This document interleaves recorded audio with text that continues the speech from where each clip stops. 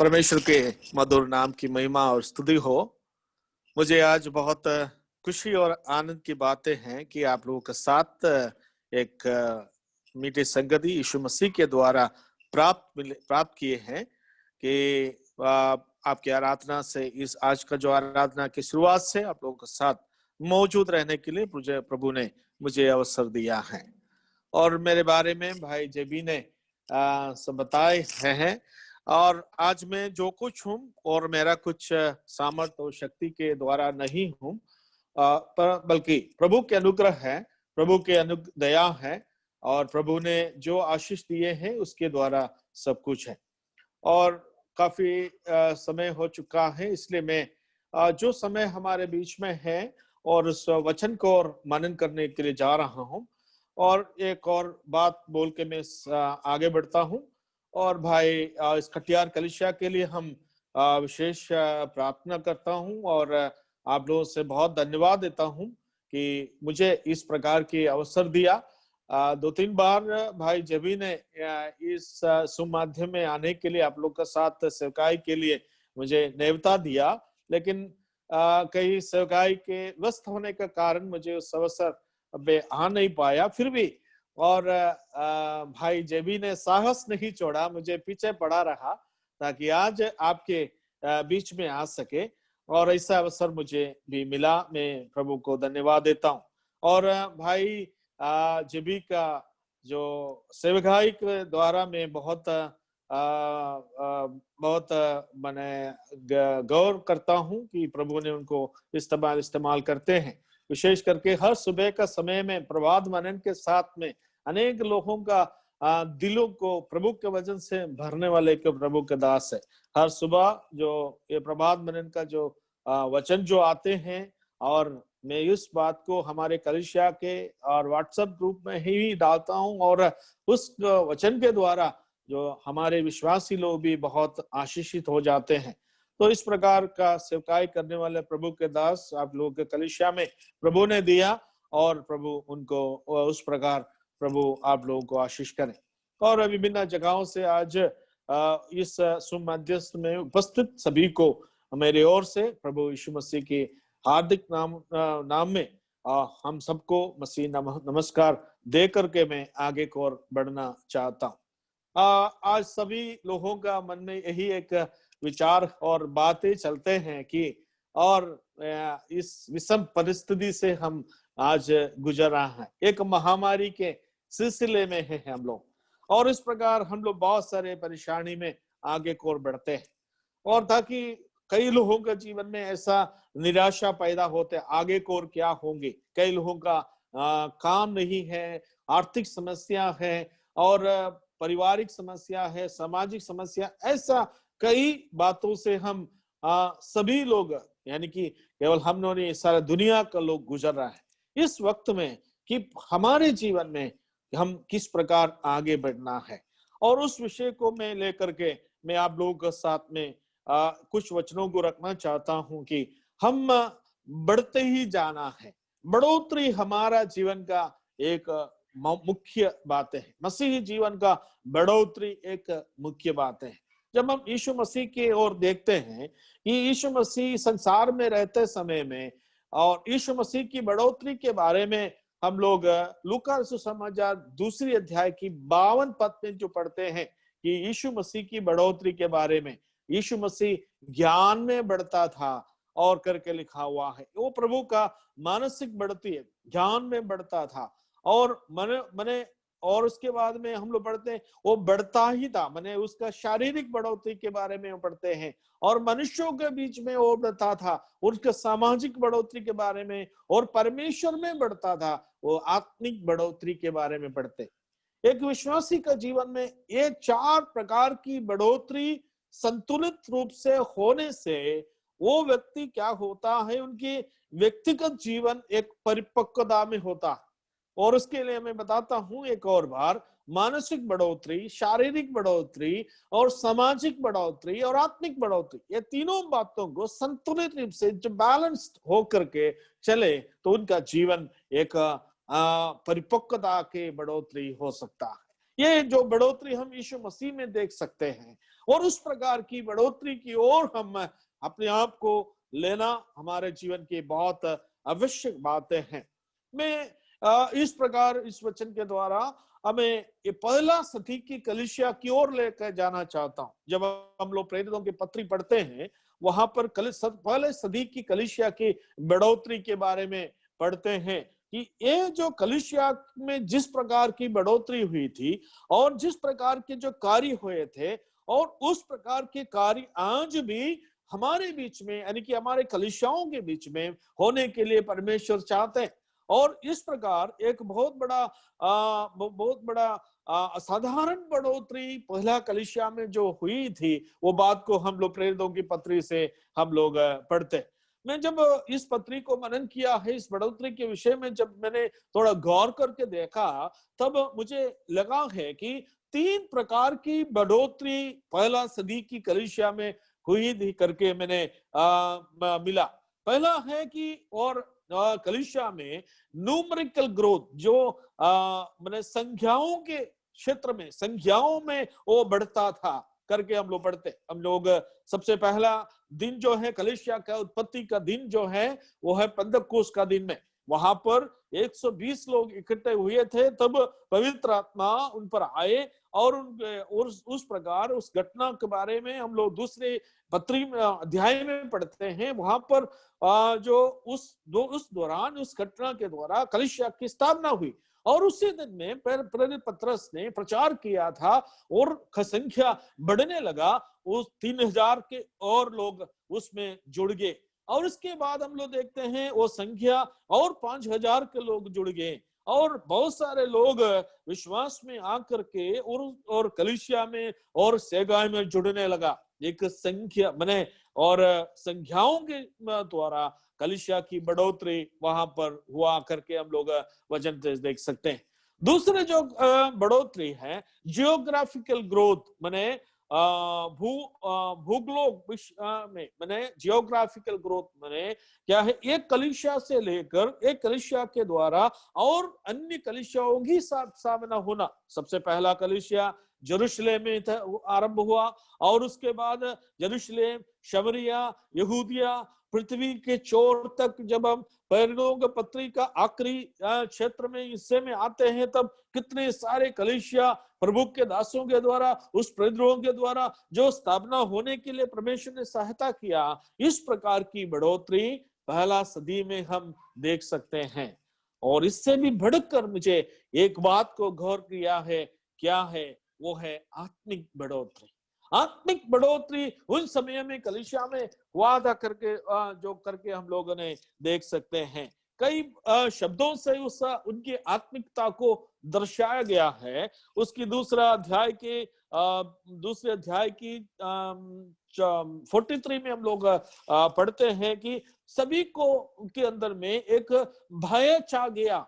वो भय के बारे में बार बार जो लिखा हुआ है, वो भय किसी से डर नहीं है, बल्कि परमेश्वर से वो भय हो गया। भय का मतलब क्या है? एक परमेश्वर के प्रति एक मैंने भक्ति और आदर, इससे क्या होता है, भय उत्पन्न होते हैं। इस प्रकार भक्ति का और परमेश्वर को आदर करने का स्वभाव उस समय के लोगों के जीवन में हम देख सकते हैं। और इसमें हम लोग मैं आज इस विषय को देखना चाहता हूं। 9 अध्याय की 31 पद में हम लोग आते हैं। 9 अध्याय के 31 पद, इस प्रकार सारे यहूदिया और गलील और शमरिया में कलीसिया को चैन मिला और उसकी उन्नति होती गई, और वह प्रभु के भय और पवित्र आत्मा की शांति में चलती और बढ़ती गई। यहाँ पर हम लोगों ने क्या देखते हैं, इस प्रकार सारे यहूदिया और गलीलिया और शमरिया के कलीसिया में चैन मिला और उसकी उन्नति होती गई, वह प्रभु के भय और पवित्र आत्मा की शांति में चलती और बढ़ती गई। परमेश्वर के भय और पवित्र आत्मा के ओर वो बढ़ते गया। यही आत्मिक तौर पर उनकी बढ़ोतरी हुआ है। प्रिय भाइयों बहनों, हम लोग आज विषम परिस्थिति से गुजर रहा है, और इस वजह से हम लोग परेशान ना हो और हम लोग चिंतित ना हो। हमारा जीवन का एक ही लक्ष्य होना है, मुझे आत्मिक तौर पे बढ़ते जाना है, आत्मिक तौर पे बढ़ते जाना है। मैंने हम लोग एक इस पहला सदी के जो कलीसिया, कलीसिया मैंने हम विश्वासी से जुड़े हुए हैं, जो उद्धार पाए हुए लोगों की झुंड जो कलीसिया, तो कलीसिया किसके ऊपर ऊपर केंद्रीकृत है? जो हम विश्वासी के ऊपर केंद्रीकृत है। और हम विश्वासी लोग प्रभु में बढ़ते जाना, हम मजबूत होते जाना, तब क्या होता? अपने कलीसिया बढ़ते जाएंगे और इस कलीसिया की बढ़ोतरी की ओर हम आगे की ओर बढ़ना है। मैं इस 9वें अध्याय से कुछ लोगों को मैं आपके सामने रखना चाहता हूं, जिसके जीवन में के द्वारा, जिसने किए हुए कार्यों के द्वारा कलीसिया की बढ़ोतरी किस प्रकार हुई है, इस बातों को हम लोगों ने मनन करेंगे। इसलिए सबसे पहले हम लोग एक व्यक्ति को मैं आपके सामने रखना चाहता हूं कि वो है 10वीं आयत में वो हनन्याह नामक एक व्यक्ति, हनन्याह नामक व्यक्ति दमिश्क में हनन्याह नामक एक चेला था। उससे प्रभु ने के दर्शन से कहा, दर्शन में कहा, हे हनन्याह। उससे कहा, हाँ प्रभु। तब प्रभु ने उससे कहा, उठ, उस गलील में जा जो सीधी कहलाती है, और यहूदा के घर में शाऊल नामक एक तरसुसवासी को पूछ, क्योंकि देख वो प्रार्थना कर रहा है। यहाँ पर परमेश्वर प्रभु का बुला मैंने दर्शन हनन्याह नामक एक प्रभु के एक चेला की ओर आ रहा है।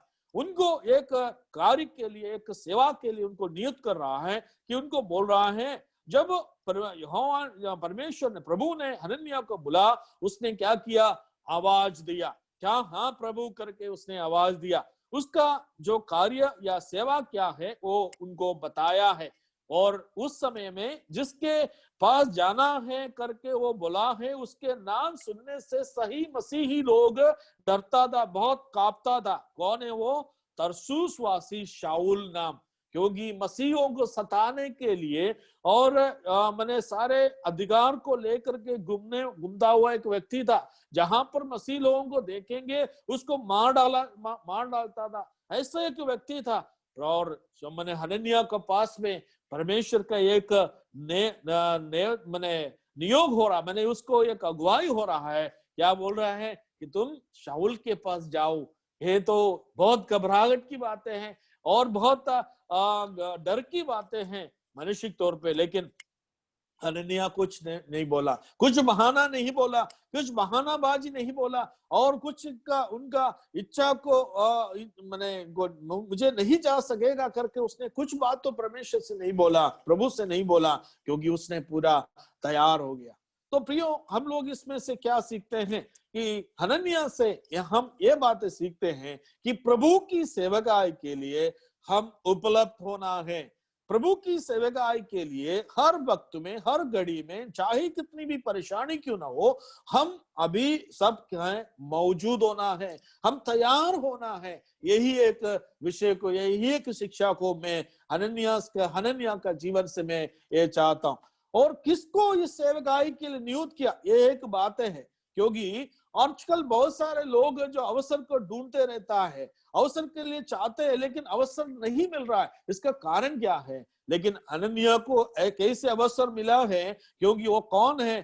प्रभु का चेला है। और चेला के मतलब क्या है? कि अपने आप को प्रभु के, स्वामी के, गुरु के अधीनता में रहने वाला और गुरु के आदेश के अनुसार चलने वाला, उसकी इच्छा के अनुसार अपने जीवन को व्यतीत करने वाला एक व्यक्ति था जो हनन्याह। उस व्यक्ति को परमेश्वर ने चुना है कि शाऊल के पास जाएं, क्योंकि प्रभु को उन पर एक भरोसा था कि उसको इस जिम्मेवारी देंगे तो वो जाएंगे और सेवा करेंगे। प्यारो, हमारे जीवन में भी हम लोग ये बातें सीखना जरूरी है, क्योंकि कई समय में हम लोग अवसर नहीं मिल रहे बोल करके हम लोग दुखित होता है, हम लोग चिंतित हो जाते हैं। लेकिन इसका कई कारण हो सकता है। शायद हो सकता है मेरे जीवन में किस प्रकार प्रभु के चरणों में मुझे होना चाहिए वैसा नहीं हो पा रहा है। मुझ पर प्रभु के कुछ भरोसा का जनक जीवन नहीं हो सकता है, इस कारण हमें अवसर नहीं मिल पा रहा है। लेकिन यहाँ पर हनन्याह को इस अवसर मिला क्योंकि प्रभु के साथ में एक समर्पित व्यक्ति था, और इसलिए उसने भी इतना कठिन बात तो होने के बावजूद भी प्रभु के बात को उन्होंने सुनने के लिए तैयार हो गया। जब भी हम लोग इस प्रकार प्रभु के लिए हमेशा उपलब्ध होना, we should available when the Lord wants us to use for his glory, और परमेश्वर को की महिमा के लिए परमेश्वर मुझे और आपको इस्तेमाल करने के लिए चाहते हैं, तब क्या करना है, हम उसके सामने अवेलेबल होना है, कि हम अपने आप को उपलब्ध होना है। हम पुराने नियम के कुछ उदाहरणों को देख सकते हैं। अब्राहम को देखिए, 22 अध्याय, उत्पत्ति की 22 अध्याय और उत्पत्ति का 12 अध्याय और उसकी 22 अध्याय, उनके जीवन का एक बहुत बड़ा चुनौती के जो बातें हैं, क्योंकि 12 अध्याय में हम लोग पढ़ते हैं कि परमेश्वर ने उसको अचानक बुला करके बोला, तुम्हारा देश, तुम्हारा पिता का घर, तुम्हारा जन्मभूमि को छोड़कर जिस जगह में दिखाऊंगा उस जगह पर चला जाओ। और एक बहुत बड़ा चुनौती इसके सामने आ गई। 12 अध्याय में, 22 अध्याय में हम लोग देखते हैं कि अपने एकलौता बेटा इसहाक को सुबह के समय में परमेश्वर ने दर्शन दे करके बोला, तुम्हारे एकलौता पुत्र बेटा इसहाक को बलि चढ़ाओ। यही बहुत बड़ा चुनौती उनके सामने आ गया। लेकिन हम लोग देखिए, कहीं भी कोई बहानाबाजी न करके परमेश्वर की बातों को पूरी तरह से स्वीकार करके उस बात को मानकर आगे को बढ़ा कि परमेश्वर को बहुत बड़ा आशीष दिया। मेरे प्यारे भाइयों बहनों, परमेश्वर हमारे जीवन में जो अवसर देता है, हम लोग स्वीकार करके उस कार्य के लिए हम लोग आगे को बढ़ना है। हम लोग लूका सुसमाचार 9 अध्याय में 3 लोगों को देखते हैं कि वे उसको सामने भी परमेश्वर के बुलाहट आई थी, और ये जो अवसर पर उन्हें क्या विचार रखा है प्रभु के सामने, ये बातों को हमें जान दे। शायद हमारे लिए बहुत सुपरिचित हो सकता है, लेकिन मैं आपके सामने बातों को बताना चाहता हूँ। लूका सुसमाचार उसकी 57 आयत से हम लोग 9 अध्याय की 57 आयत से 57 से जो हम लोग पढ़ते हैं, यहाँ पर एक व्यक्ति है, जब वे मार्ग में जा रहे थे तो किसी ने उससे कहा, यहाँ जहां जगह तू जाएगा मैं तेरे पीछे हो लूंगा। यहाँ पर एक व्यक्ति है कि प्रभु के पीछे चलने के, लेकिन प्रभु ने क्या किया, उनके मन के विचार को देखा कि प्रभु ने क्या बोला। प्रभु ने उससे कहा, लोमड़ियों को भट और आकाश के पक्षियों को बसेरे होते हैं, पर मनुष्य के पुत्र को सिर धरने की जगह नहीं है। क्यों प्रभु यीशु मसीह ने बोला? हम लोग ये देखने से लगता है कि वो खुद अपने आप को अच्छा किया, लेकिन प्रभु की बुलाहट कुछ के जीवन में आया, तब प्रभु उन्हें बोला, हाँ प्रभु मैं जाऊंगा। क्योंकि इसका जीवन मन के विचार क्या था कि कुछ भौतिक बात थे, भौतिक तौर पे कुछ उसको आशीष मिलेंगे, प्रभु के पीछे चलेगा तो मुझे भौतिक घर मिलेंगे, रहने की सुविधा मिलेंगे, हमारा रहन सहन सब कुछ वातावरण सही हो जाएंगे करके उसने सोचा था। मन के विचार को जानते हुए प्रभु ने बोला कि है, और मेरे पीछे आएगा तो तुम्हें कुछ नहीं मिलेगा, खुद का घर नहीं है, मेरे को खुद रहने की स्थान नहीं है, तुम ये सब सोच करके मेरे पीछे आएगा तो बेकार है, तुम दूसरी काम की ओर चले जाओ। आजकल बहुत सारे लोग इस प्रकार प्रभु के पीछे चलना चाहते हैं। दूसरे एक और व्यक्ति के बारे में हम लोग पढ़ते हैं, उसका 59 में पढ़ते हैं, उसने दूसरे से कहा, मेरे पीछे हो ले। उसने कहा, हे प्रभु मुझे अपने जाने दे कि अपने पिता को गाड़ दूं। यहाँ पर उसने सीधा उसके जो बुलाहट आई मेरे पीछे आने के लिए, तब प्रभु ने उसको ये बताया है कि, और उसने ये बताया है, और मैंने वो क्या बोला है, हे प्रभु मुझे पहले जाने दे कि अपने पिता को गाड़ दो। उसने ये जवाब देने का कारण है क्योंकि कुछ देश के जो मर्यादा है, जगह की मर्यादा को पालन करके मैं प्रभु के पीछे जाऊंगा करके, और क्योंकि गांव में कोई मरेगा तो और उसका गाड़ना जो हमारा सामाजिक तौर पे एक व्यक्ति का एक मर्यादा है कि उस मर्यादा को मैं पूरा करके प्रभु मैं आपके पीछे जाऊंगा करके उन्होंने बोला है। तीसरा व्यक्ति के बारे में हम लोग पढ़ते हैं, उसका 61 में, एक और ने भी कहा, हे प्रभु मैं तेरी पीछे हो लूं, पर अपने पहले मुझे जाने दे कि अपने घर के लोगों को विदा ले। ये बात तो भी मानसिक तौर पे देखा जाएगा तो सही बात है, लेकिन प्रभु के चरणों में ये सही नहीं है, क्योंकि कि अब लोग सामान्य मर्यादा मैंने आम जो मर्यादा होता है इसको पूरा करके जाएंगे बोलते हैं। तो ये तीनों को हम देख सकते हैं, कुछ न प्रभु के पीछे चलने के लिए कुछ न कुछ बहाना को देख करके और चलना चाहते हैं। लेकिन अनन्या को देख सकते हैं कि उसने ऐसा कोई मैंने बातों को पर ध्यान नहीं देकर प्रभु के बुलाहट को उसने पूरी तरह से मानकर चला है। यही एक जो स्वभाव हमारे मसीही जीवन में बढ़ोतरी के लिए होना चाहिए, क्योंकि परिस्थिति जैसा भी क्यों ना है, प्रतिकूल परिस्थिति जैसा भी क्यों ना है, हम लोग प्रभु के लिए हमेशा उपयोग होना है, हमेशा मौजूद होना है। We should available for the glory of God. यही मैंने हनन्याह का जीवन से हम देख सकते हैं। दूसरे व्यक्ति को हम लोग यहाँ पर देखते हैं कि जैसा हम पढ़ा था उसमें है, क्योंकि देख वो प्रार्थना कर रहा है। कौन, किसके बारे में? वो शाऊल के बारे में। और वो शाऊल फिर उसे पौलुस नाम बदल गया कि यहाँ पर शाऊल नाम के व्यक्ति बोलकर लिखा हुआ है, नहीं कि वो पौलुस है। और यहाँ पर जो अनन्याह को उनके एक पहचान पत्र को दिया है ना। जब हम लोग ये कई जगह में यानी तो डिफेंस का जगह में हम लोग जो गए रहे, हम लोग का गेट में जाने से क्या है, और identify your prove your identify, आपका पहचान पत्र को प्रमाणित करना है। यहाँ पर अनन्या को शाऊल के एक पहचान पत्र क्या है, वो क्या है? वो प्रार्थना कर रहा है।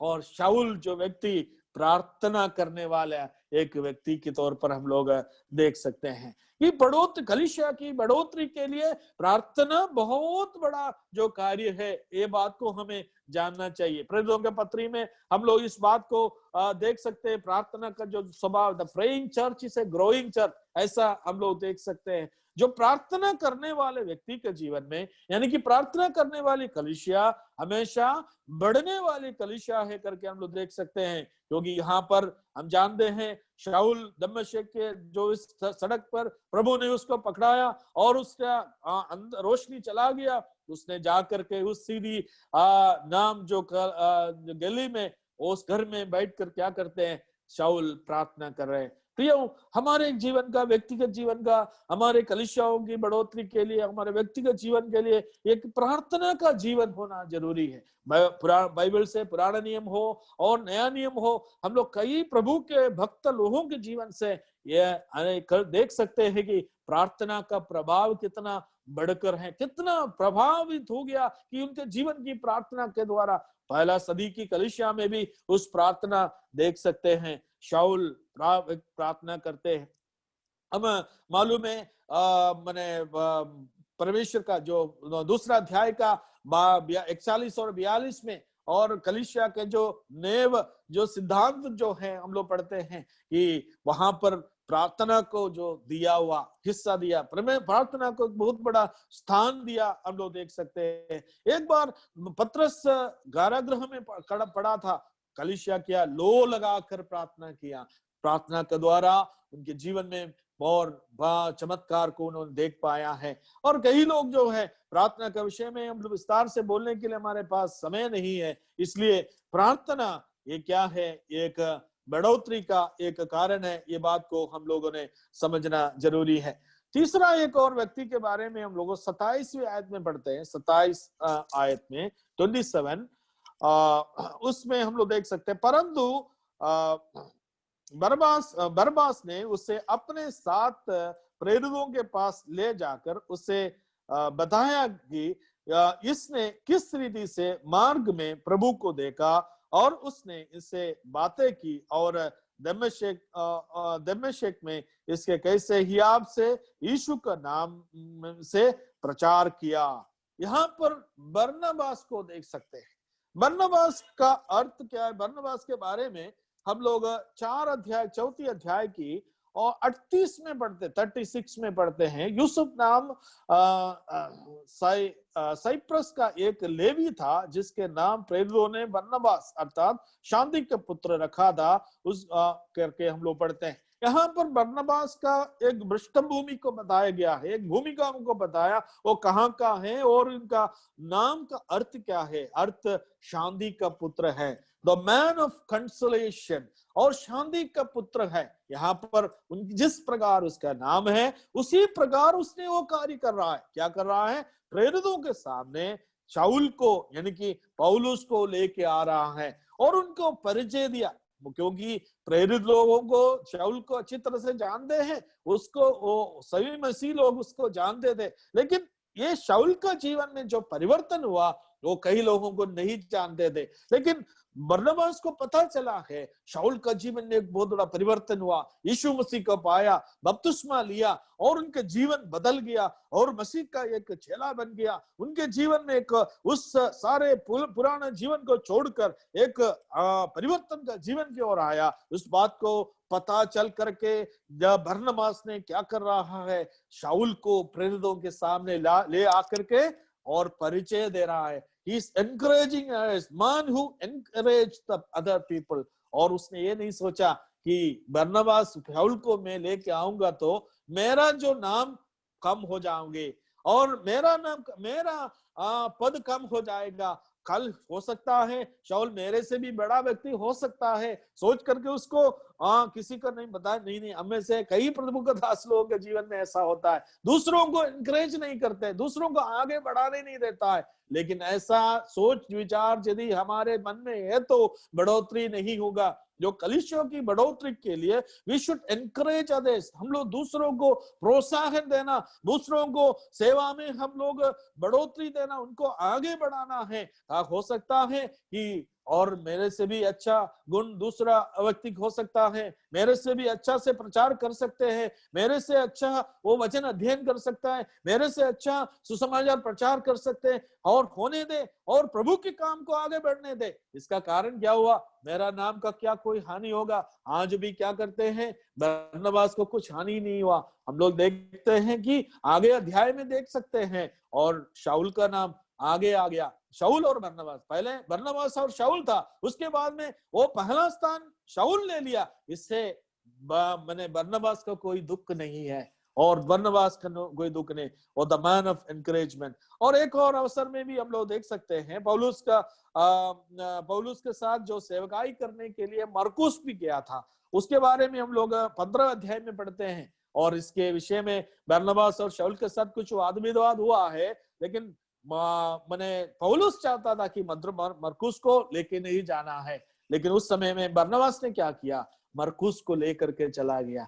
वो छोटे एक व्यक्ति है जो मरकुस एक साधारण व्यक्ति है, और साधारण व्यक्ति को भी क्या करते हैं, और बरनबास आगे बढ़ाने के लिए कोशिश करते हैं। प्रचारक को भी और माने कुछ ऐसे ही लोगों को भी आगे बढ़ाते हैं कि जिसको सामर्थ से वचन पेश कर सकते हैं। और बरनबास ऐसे भी लोगों को प्रोत्साहन देते हैं जो लोग बहुत उनको छोटे समझते हैं। यही एक बात होना चाहिए कि हमारे कलीसियाओं में, और हो सकता है कुछ भाई और सामर्थ से वचन कर सकते हैं और बाइबल अध्ययन को करा सकते हैं और उनको भी प्रोत्साहन करें। हमारे कलीसिया में कुछ ऐसे भाइयों हैं, उनको इतना क्षमता नहीं है और उनके साधारण है, उनको क्या है, नजरअंदाज करके ऐसे छोड़ कर रखने का नहीं है, उसको भी आगे बढ़ाना है।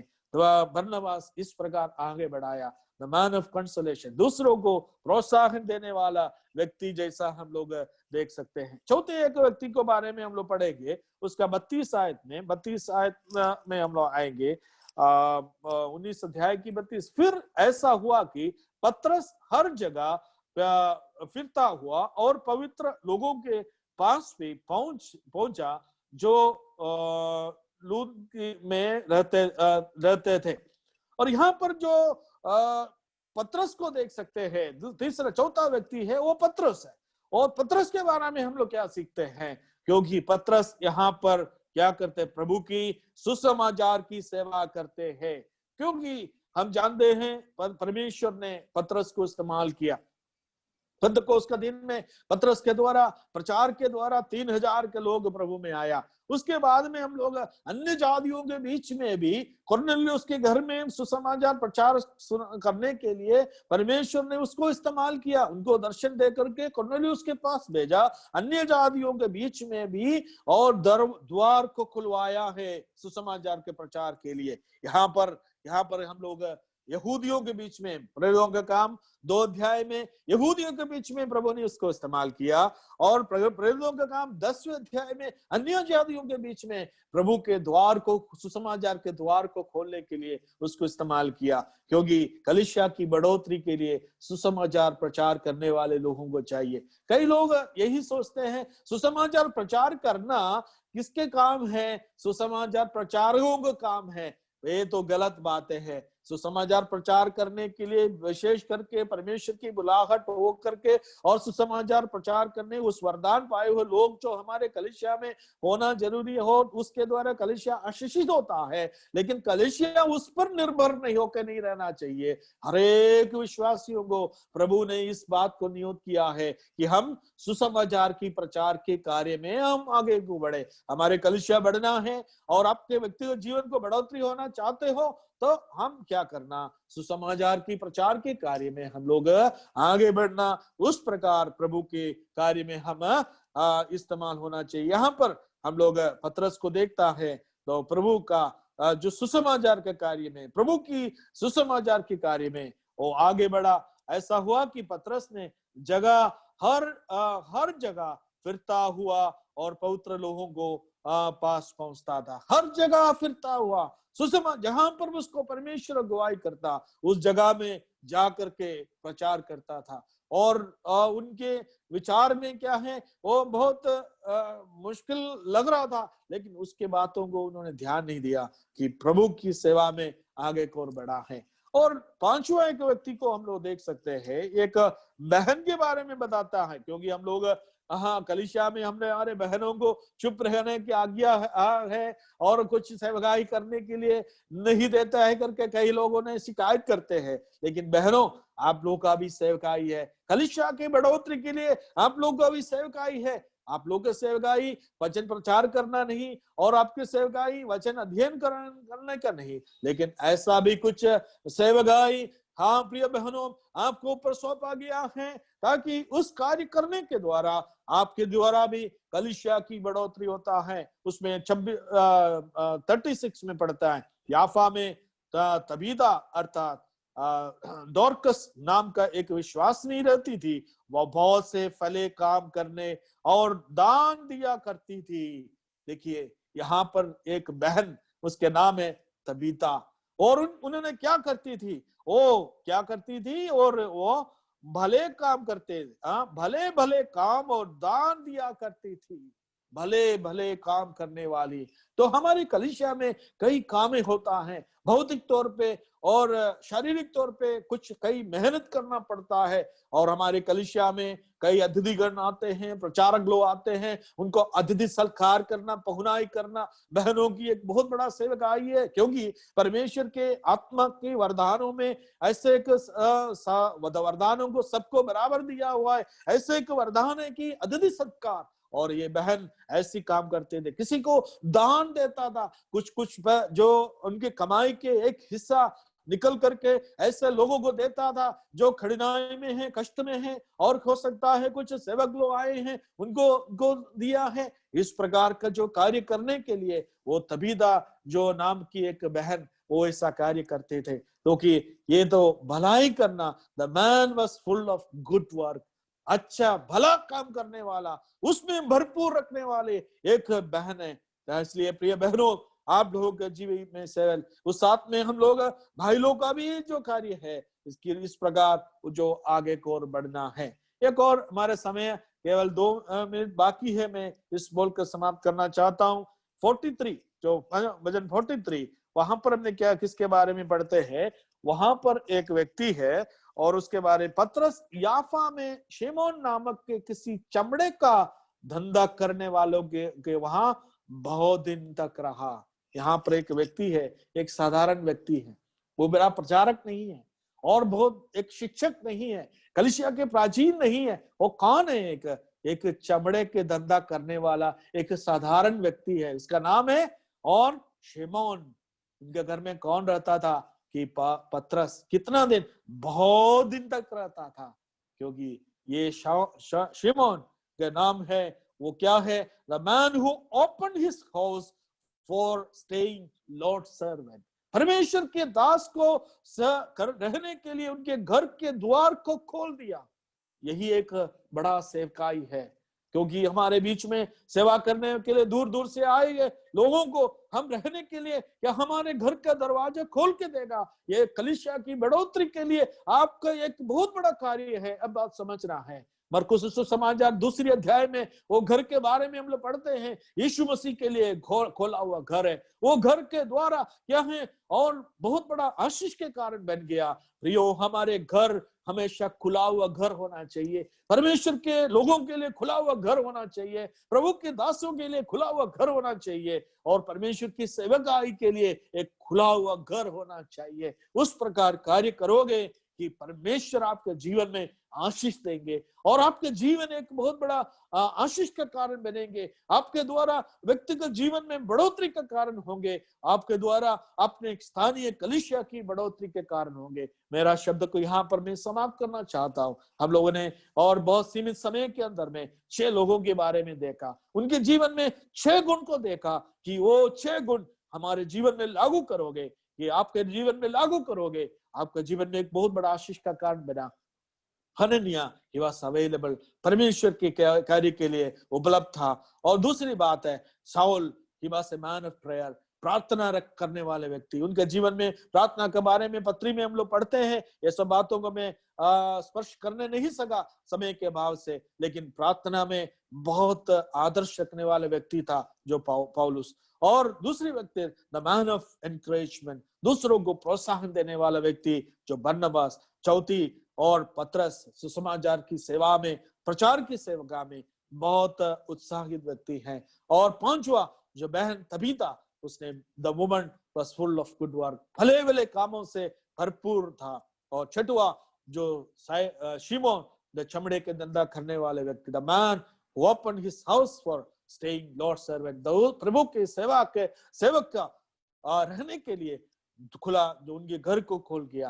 वो कितने अनोखा बातें हैं। इस प्रकार हमारे जीवन में भी कार्य करोगे और आपके जीवन में कार्य करोगे तो प्रभु बहुत आय से आशीष देंगे। आपके द्वारा कलीसिया की बढ़ोतरी होगे, आपके द्वारा व्यक्तिगत जीवन का भी बढ़ोतरी होंगे। इस प्रकार प्रभु आपको आशीष करे। इतना समय तक मुझे सुनने के लिए आप लोगों ने तैयार हुआ है, मुझे योग्य समझ करके सेवा में बुलाया, नेवता दिया हुआ प्रभु के दास जेबी की असाइनमेंट और सदा अन्य कलीसिया के सभी विश्वासियों को, खटियार मंडली को मेरे ओर से बहुत शुक्रिया अदा करते हुए मेरे बातों को मैं समाप्त करता हूँ। आप सबों को प्यार भरा नमस्कार। जय मसीह की।